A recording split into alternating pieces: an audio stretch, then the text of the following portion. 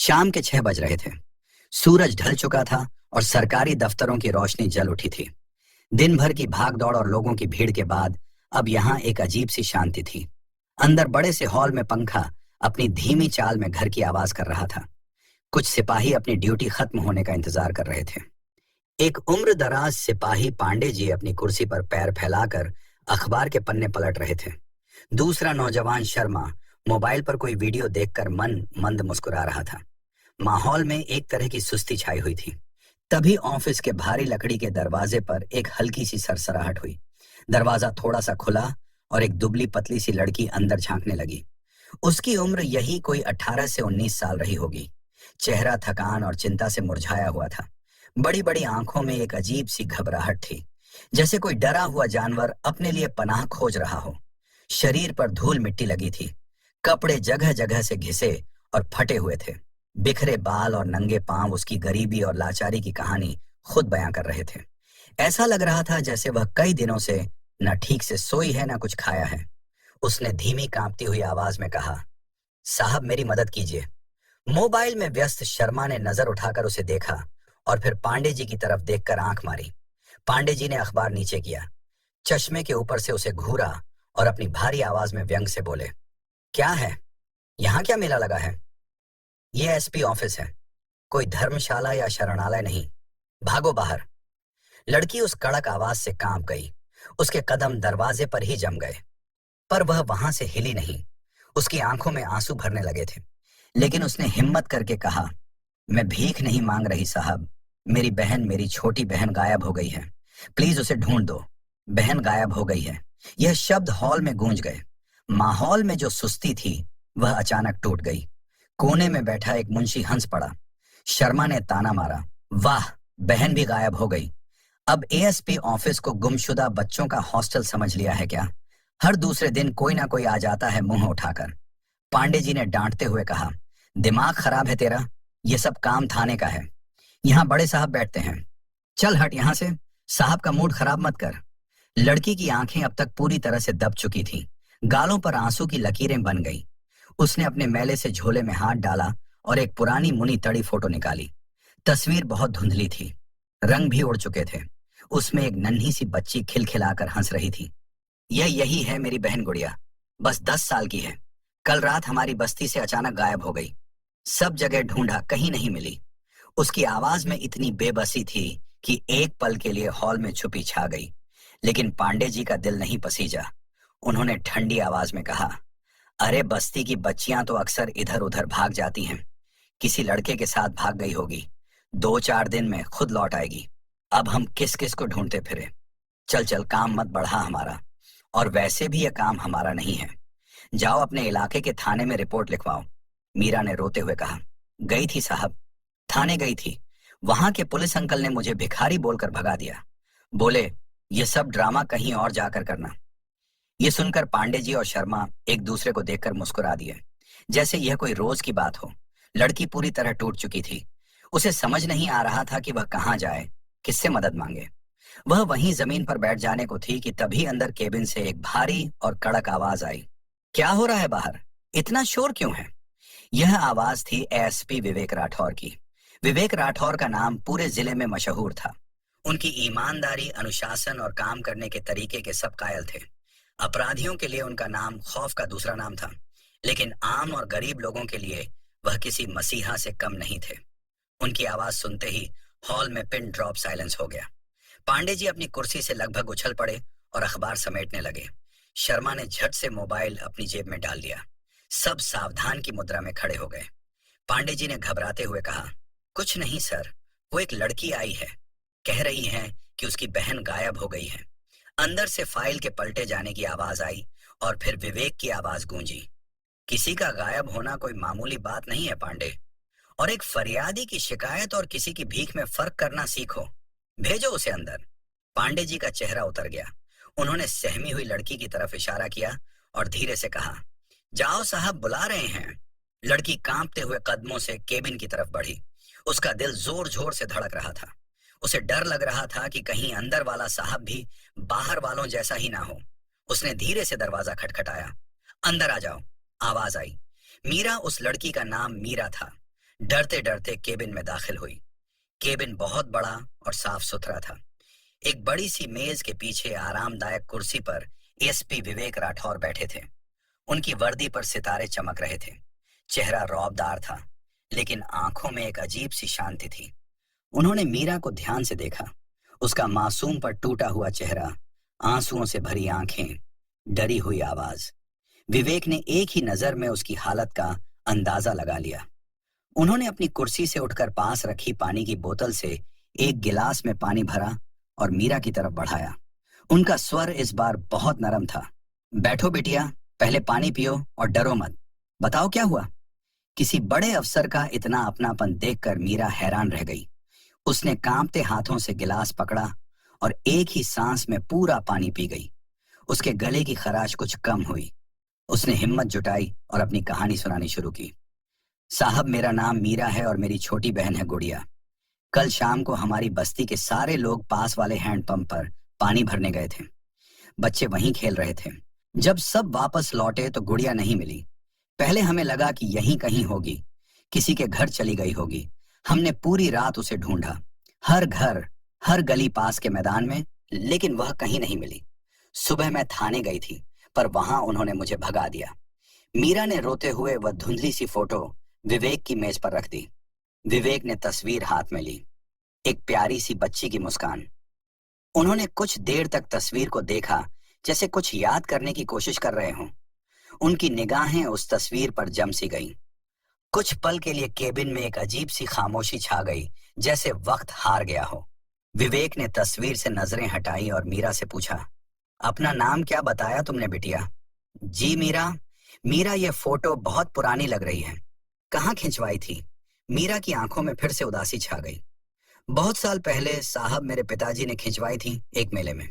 उसके बाद तो वह हमें छोड़कर चले गए। अब हम दोनों बहनें ही एक दूसरे का सहारा हैं। मैं पास की एक कोठी में साफ सफाई का काम करती हूँ और गुड़िया का ध्यान रखती हूँ। वह मेरी दुनिया है साहब, प्लीज उसे ढूंढ लाइए। विवेक का गला भर आया। उन्होंने धीरे से पूछा, तुम्हारे पिता का नाम क्या था? रघुवीर सिंह। यह नाम सुनना था कि विवेक की उंगलियां जो फाइल पर थीं, वह वहीं रुक गई। यह नाम किसी तीर की तरह उनके सीने में धंस गया हो। रघुवीर सिंह, वही नाम जिसे उन्होंने अपने बचपन की धुंधली यादों में सुना था। वही नाम जिसके जाने के बाद उनका बचपन एक अनाथालय की चार दीवारी में गुजरा था। उनकी नजर अचानक मीरा की दाहिनी बांह पर पड़ी, जहां कपड़ा थोड़ा फटा हुआ था। वहां एक पुराना गहरा जलने का निशान था। विवेक ने अपनी आवाज को काबू में करते हुए पूछा, ये चोट का निशान कैसा है? मीरा ने अपने निशान को देखा और बोली, ये बचपन का है साहब। हमारी झोपड़ी में आग लग गई थी, मैं उसी में जल गई थी। पिताजी मुझे बचा रहे थे, उन्होंने ही मुझे बाहर निकाला था। उसके कुछ दिन बाद वह कहीं चले गए। लोगों ने कहा कि वह हमें छोड़कर भाग गए। एसपी विवेक का दिल किसी ट्रेन की तरह दौड़ने लगा। उनके कानों में किसी के चीखने की आवाजें गूंजने लगी। उनकी आंखों के सामने आग की लपटें नाचने लगी। उनके बचपन का वह भयानक हादसा, वो आग, वह हादसा जिसने उनका पूरा परिवार छीन लिया था। उन्हें भी तो एक ऐसा ही निशान पीठ पर मिला था। उन्हें याद आया कि कैसे किसी ने उन्हें जलती झोपड़ी से निकालकर अस्पताल पहुंचाया था, और जब उन्हें होश आया तो वह एक अनाथालय में थे। उन्हें बताया गया था कि उनके परिवार में कोई नहीं बचा। उन्होंने अपनी कांपती हुई आवाज में एक आखिरी सवाल पूछा, मीरा, तुम्हें अपने पिताजी की शक्ल याद है? मीरा ने अपनी आंखें झुका ली। बस थोड़ा थोड़ा, बहुत धुंधली सी याद है। बड़े मजबूत कद काठी के थे, लेकिन वह हमें छोड़ गए। हमारी माँ तो पहले ही नहीं थी, पिता भी छोड़ गए। एसपी विवेक अपनी कुर्सी से ऐसे उठे जैसे उन्हें बिजली का झटका लगा हो। उनकी आंखों में अब सिर्फ आंसू थे। वह अपनी मेज के दूसरी तरफ आए और मीरा के पास आकर खड़े हो गए। नहीं, वह तुम्हें छोड़कर नहीं गए थे। उन्हें मजबूरी में दूर होना पड़ा था, और शायद वह तुम्हारे ही पिता, मेरे भी पिता हैं। मीरा ने चौंक कर उनकी तरफ देखा। उसकी समझ में कुछ नहीं आ रहा था। आपका क्या मतलब है साहब? आप क्या कह रहे हैं?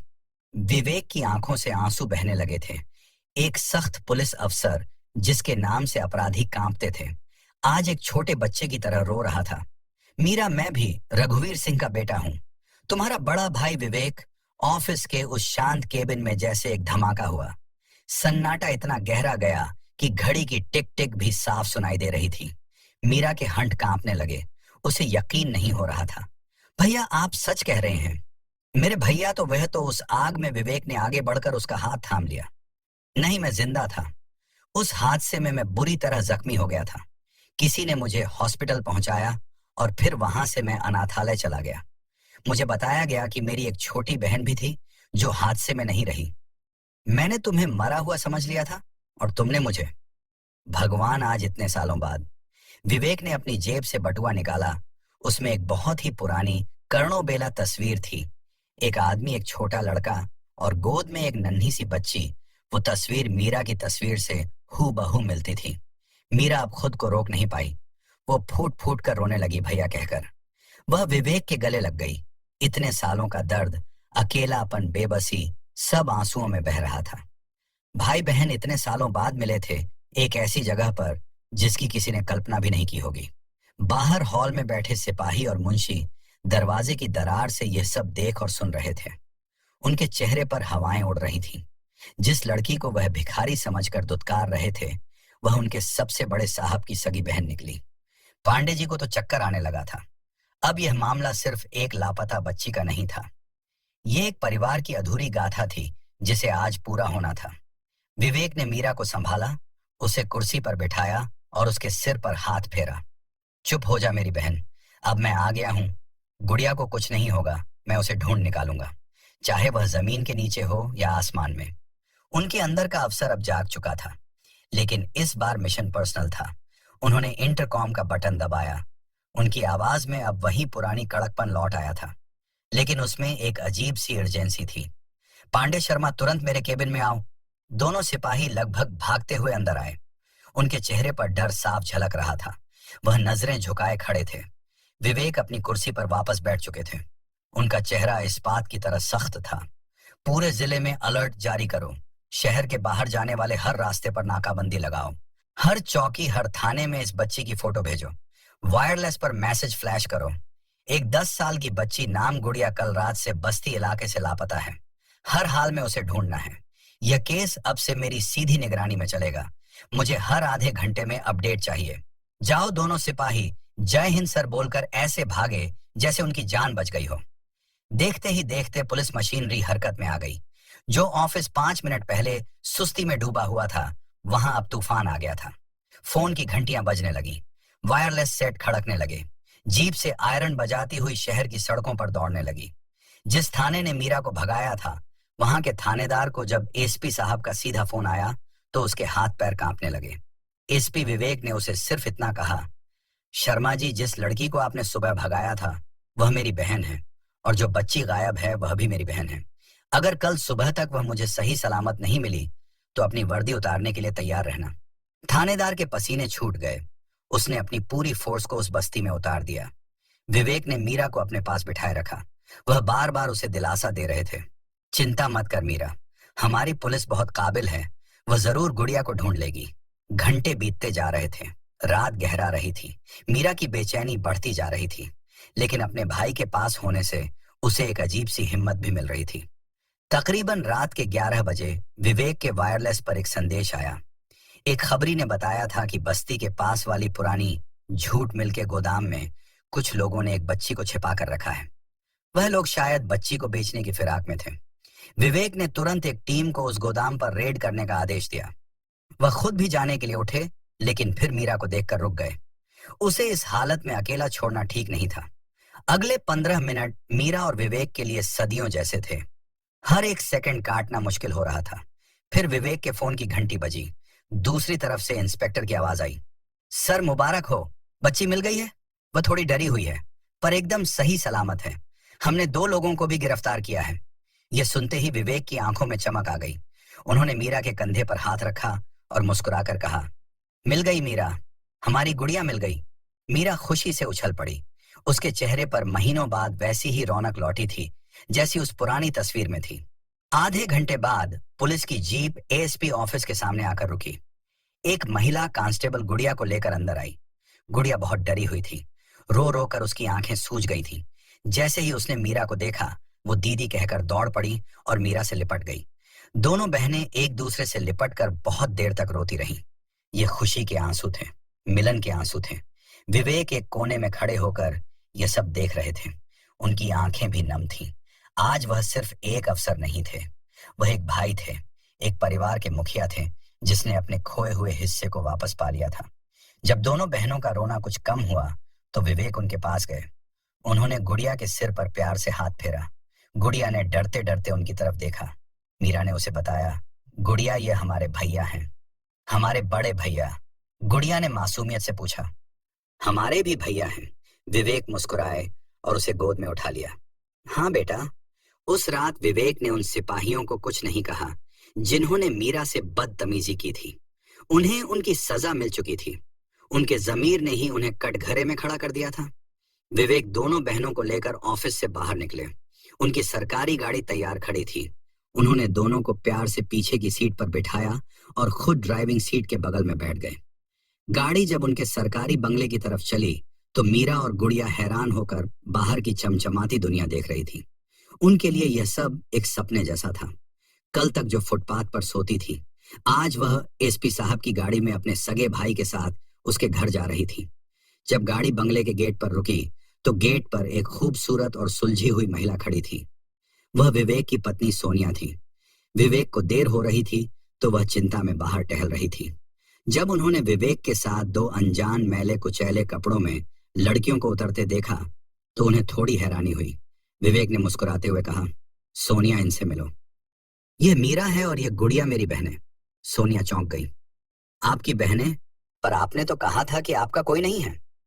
विवेक ने सोनिया का हाथ पकड़ा और संक्षेप में उसे पूरी कहानी बताई। कैसे एक हादसा हुआ, कैसे वह बिछड़ गए और कैसे किस्मत ने आज उन्हें फिर से मिला दिया। सोनिया की आंखों में आंसू आ गए। वह एक बहुत ही नर्म दिल की औरत थी। उसने आगे बढ़कर मीरा और गुड़िया को गले लगा लिया। आज से यह घर सिर्फ हमारा नहीं, तुम दोनों का भी है। मुझे हमेशा से एक ननंद की कमी महसूस होती थी। भगवान ने आज मेरी सुन ली। उसने दोनों बहनों का हाथ पकड़ा और प्यार से उन्हें अंदर ले गई। घर बहुत बड़ा और सुंदर था। मीरा और गुड़िया के लिए यह किसी महल से कम नहीं था। सोनिया ने उन्हें गर्म पानी से नहाने में मदद की, अपने कपड़े दिया और फिर चारों ने एक साथ डाइनिंग टेबल पर बैठकर खाना खाया। सालों बाद उस रात उस घर में एक पूरा परिवार एक साथ खाना खा रहा था। मीरा और गुड़िया को यकीन ही नहीं हो रहा था कि उनकी किस्मत ऐसे भी बदल सकती है। खाना खाते हुए गुड़िया ने विवेक से पूछा, भैया, क्या अब हम यहीं रहेंगे? हमें वापस उस बस्ती में तो नहीं जाना पड़ेगा? विवेक ने उसका गाल सहलाते हुए कहा, कभी नहीं। अब तुम दोनों कहीं नहीं जाओगी। तुम दोनों मेरे साथ अपने भाई के साथ रहोगी। तुम स्कूल जाओगी, पढ़ोगी, लिखोगी और बहुत बड़ी अफसर बनोगी। उस रात जब मीरा और बुढ़िया आरामदायक बिस्तर पर लेटी तो उनकी आंखों में नींद नहीं बल्कि आने वाले कल के खूबसूरत सपने थे। बाहर विवेक और सोनिया अपने कमरे की बालकनी में खड़े होकर उन दोनों के भविष्य की योजना बना रहे थे। एक अधूरी गाथा आज पूरी हो चुकी थी। किस्मत ने जो पन्ने फाड़ दिए थे उन्हें आज फिर से जोड़ दिया था और इस नई कहानी की शुरुआत बहुत खूबसूरत थी। उस रात जब शहर सो रहा था, एसपी विवेक राठौर के बंगले की एक खिड़की में देर तक रोशनी जलती रही। यह सिर्फ एक बल्ब की रोशनी नहीं थी बल्कि बरसों से बुझे हुए रिश्तों के दिए की लौ थी। कहानी की शुरुआत एक बेबस लड़की की आंखों में तैरते आंसुओं से हुई थी, लेकिन इसका अंत एक भाई की आंखों में छलकती खुशी पर हुआ। किस्मत ने उनके अतीत के पन्ने भले ही बेरहमी से फाड़ दिए थे, लेकिन नियति के कलम में इतनी स्याही बाकी थी कि वह उनके लिए एक नया और खूबसूरत भविष्य लिख सके। एएसपी की वर्दी पर लगे सितारे तो कानून और व्यवस्था के लिए थे, पर उस रात विवेक ने जाना कि परिवार के आसमान का सबसे चमकता सितारा होना क्या होता है। यह सिर्फ एक लापता बहन की कहानी नहीं थी, यह उस विश्वास की कहानी थी कि अगर इरादे नेक हो तो बंद दरवाजे भी खुद ब खुद खुल जाते हैं और बिछड़े हुए रास्ते एक दिन मंजिल पर मिल ही जाते हैं। तो दोस्तों, ये थी विवेक और उनकी बहनों की कहानी। तो कैसी लगी आपको? अगर आपको ये कहानी आपको अच्छी लगी हो तो अपना प्यार दिखाना बिल्कुल ना भूले। वीडियो को एक लाइक करके चैनल को सब्सक्राइब कर दें और कमेंट में एसपी विवेक के बारे में आपकी क्या राय है जरूर बताएं। तो चलिए मिलते हैं एक और ऐसी ही दिल को छू लेने वाली कहानी के साथ। तब तक के लिए धन्यवाद।